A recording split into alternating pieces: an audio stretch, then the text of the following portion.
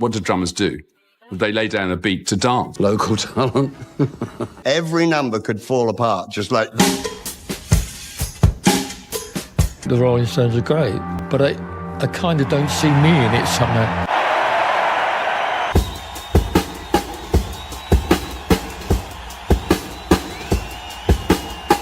We all miss Charlie so much on the stage and off the stage. Here's to you, Charlie! People think of the Rolling Stones, the spotlight often falls on Keith Richards' immortal guitar riffs.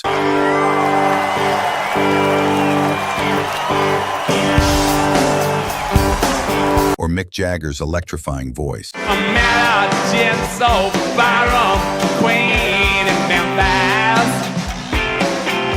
But behind the chaos, behind the swagger, there was always one man holding it all together. Charlie Watts.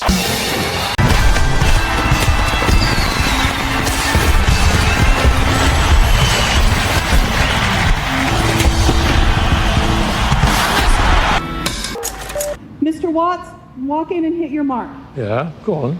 What? Say your words. It's all about me and I'm the star, for once.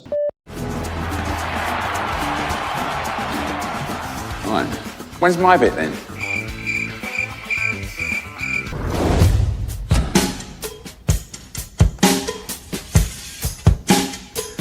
For nearly 6 decades, Charlie was more than a drummer. He was the heartbeat of the Rolling Stones.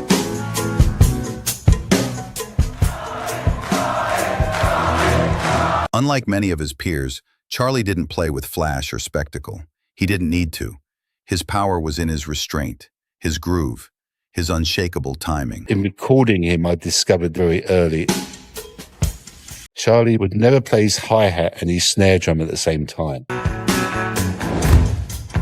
In not playing the hi-hat at the same time as a snare, it gives the snare a huge, big, open sound.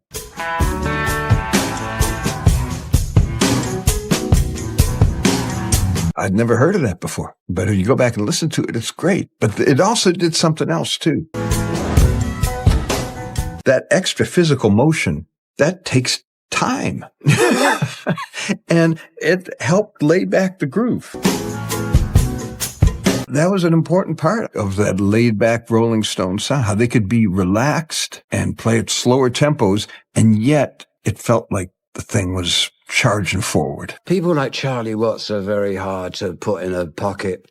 They don't make pockets for people like Charlie. He's a totally unique guy. While Jagger and Richards set the world on fire, Charlie provided the foundation. A steady pulse that gave the band its unmistakable swing. There are only a few drummers throughout history that I would say were artists in their own right. And he was definitely one of them. You know that iconic beat that he has. Everybody knows that Charlie Watts beat.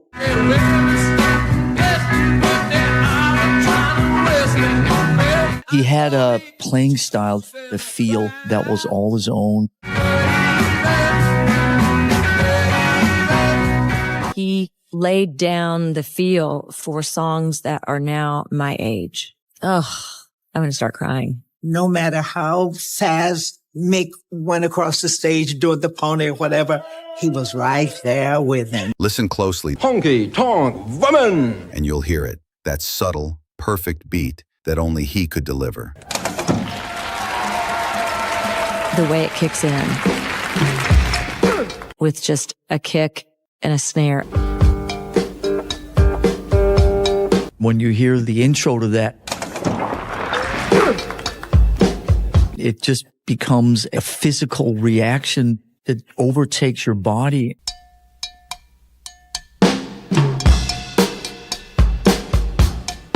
The sound is an open sound where the drums resonate. It's a note. It's not a thud and whack.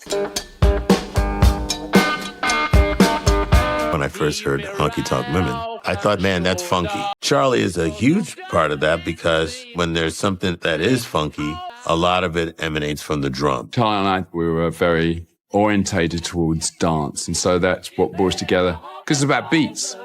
What do drummers do? They lay down a beat to dance. I laid up, devil saying New York City. The great thing about Charlie is he knew every number could fall apart just like that. Take me upstairs for a ride. When you least expect it.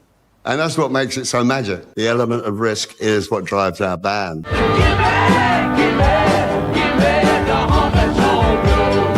Charlie sounded like an American drummer. He had that American feel.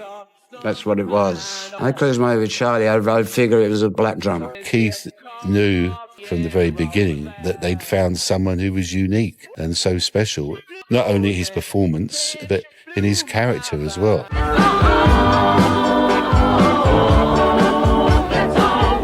The marriage between Keith and Charlie made up its own instrument.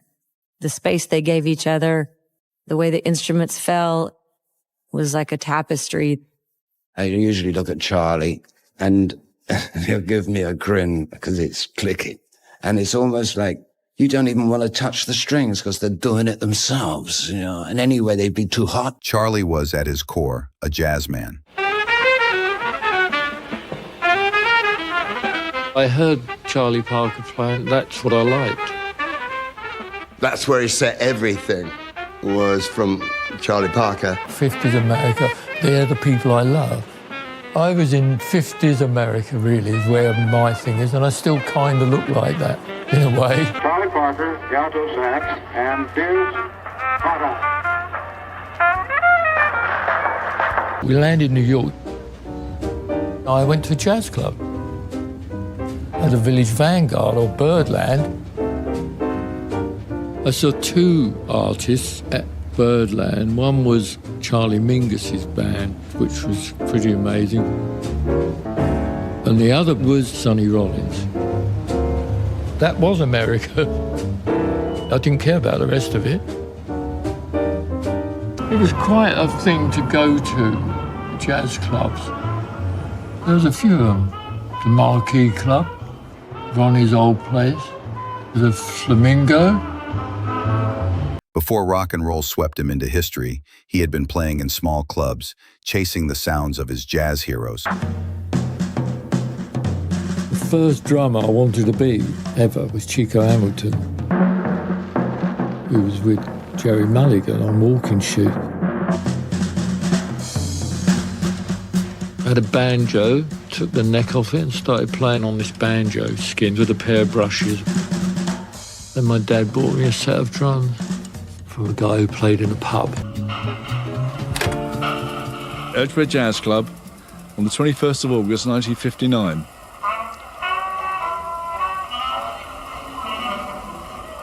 This is the first recording ever of Charlie. You can hear his great swing, even there.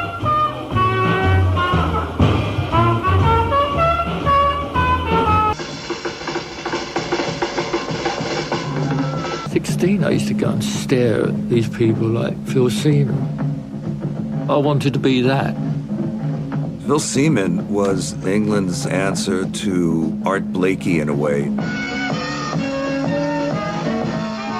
He was the great jazz drummer. Charlie would never call himself a jazz drummer, but he had a jazz drummer sensibility. And that inflected his playing. He had a looseness about his delivery that he just couldn't get out of local talent. All the British invasion bands had a deep love for the blues and rhythm and blues, but not all of them had an appreciation of jazz. Jazz is a key component to rock and roll music. It's not always talked about. We were all learning. The rock beat was only being invented, basically, as we were happening, you know. He scored himself in that. That background gave him a unique touch, precision and looseness in equal measure, a rhythm that breathed life into every song.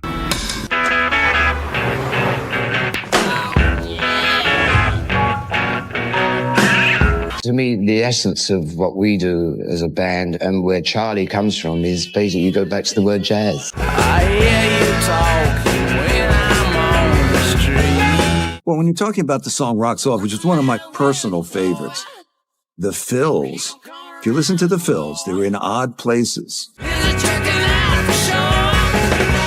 So whatever he's responding to, he's in the moment having a musical conversation. That's jazz. That's jazz because it's so spontaneous. Putting him in a rock and roll band was really interesting because you had the concepts of free jazz drummers, but in the Rolling Stones.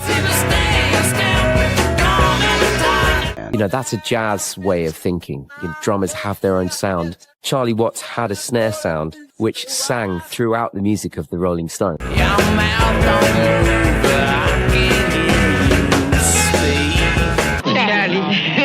You like him? Yeah. Offstage, the Rolling Stones were chaos incarnate. How do you think being a success has influenced you as a person? Well, I no longer think, unfortunately, about spending £5. That really is the only difference it's made to me. Ever since I've been with the Rolling Stones, this has nothing to do with me, by the way. People have come to look at us. We've had a following. It's been quite incredible.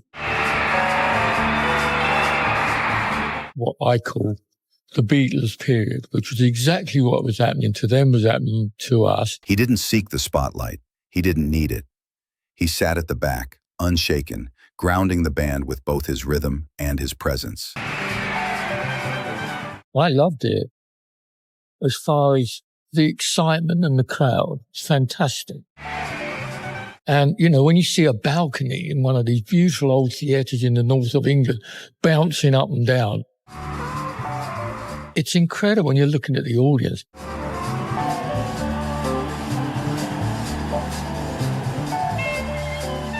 During that period, we never played more than 2 songs. They'd announced the Rolling Stones, the curtains would open, the whole place would go mad, and within about 3 songs, they'd break the whole thing up and you'd have to get off.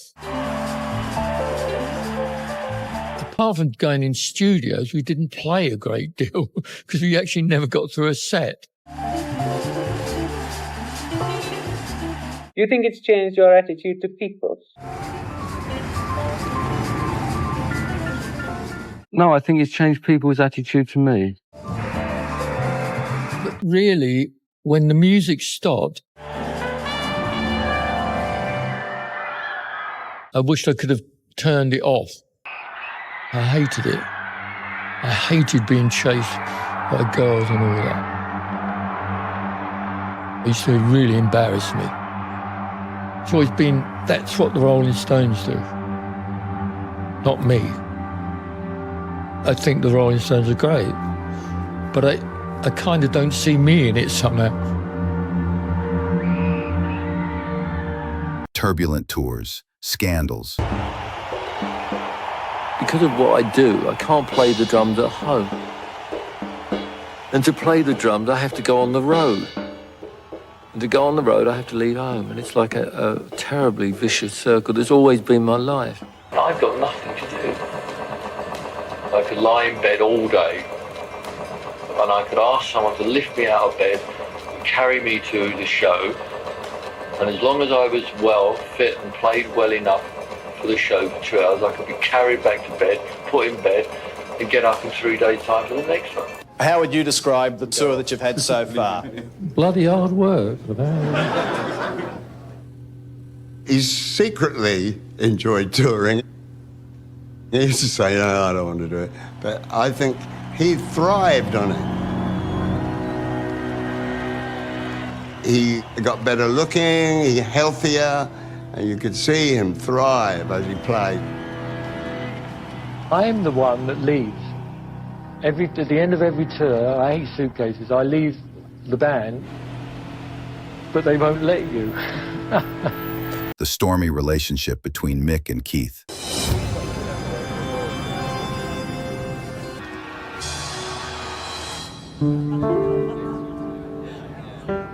You never saw Charlie ruffled. And when the two of them, when they get ruffled, Charlie smiles. He sits back there and looks at him and says, "Oh, for God's sakes, Bernard, what are they on about?" He was the equalizer. He was a very safe haven in a complicated group of people.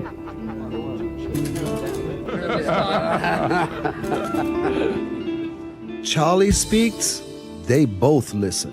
Whether it goes to the Mick side or the Keith side, Charlie will decide that.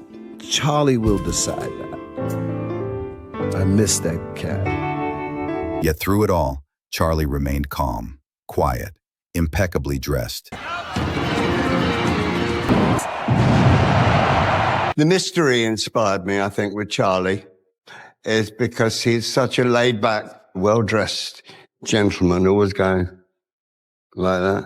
Then it's like a firework explosion when he plays the drums with no effort. You know, it was the most amazing feeling to have him behind you in the engine room. While his bandmates lived like outlaws, Charlie lived like a gentleman, a devoted husband, a man of style and grace. There was no place for a wife on the tours, you know. There was nothing to do, and I sat in these dingy hotel rooms and I sketched and I read and wished I was somewhere else.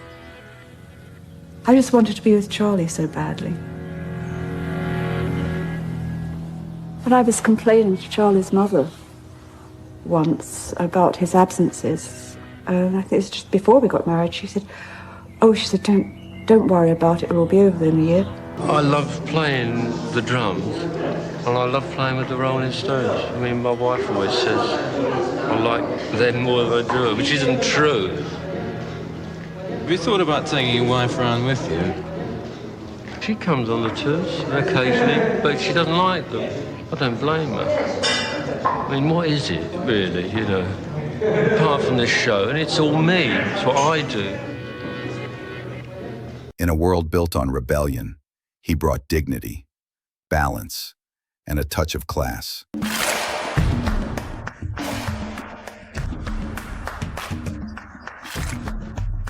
I think the look of rock and roll is a bit shabby, but that's me, you know. He wasn't necessarily dressing the part of the rock star, but more of the jazzer who was playing in a rock band. Now, this is another area where drummers doff their caps for old Charlie, that he could go out there in a very expensive suit and play drums, whereas I got to go out in shorts and a T-shirt. He was just immaculate. I don't think he sweated. Oh, yeah, Charlie. Bespoke suits, bespoke shirts, bespoke shoes.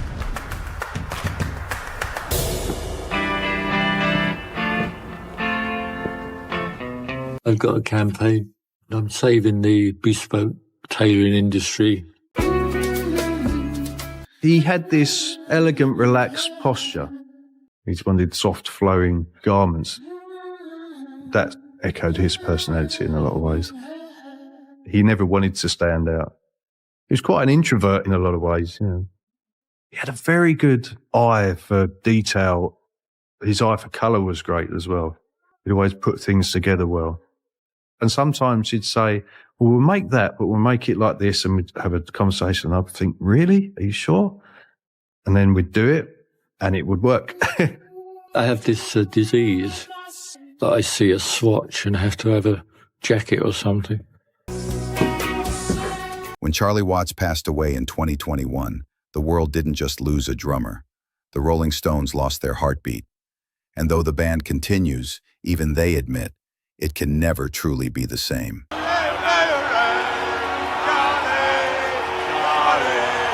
Charlie Watts, and I'm still dealing with it. You know, I miss Charlie on many levels.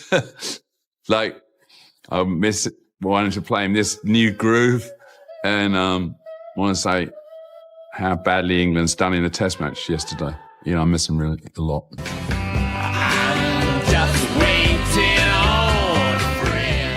When Charlie passed, we're mind blown. We have the spirit of Charlie playing with us all the time.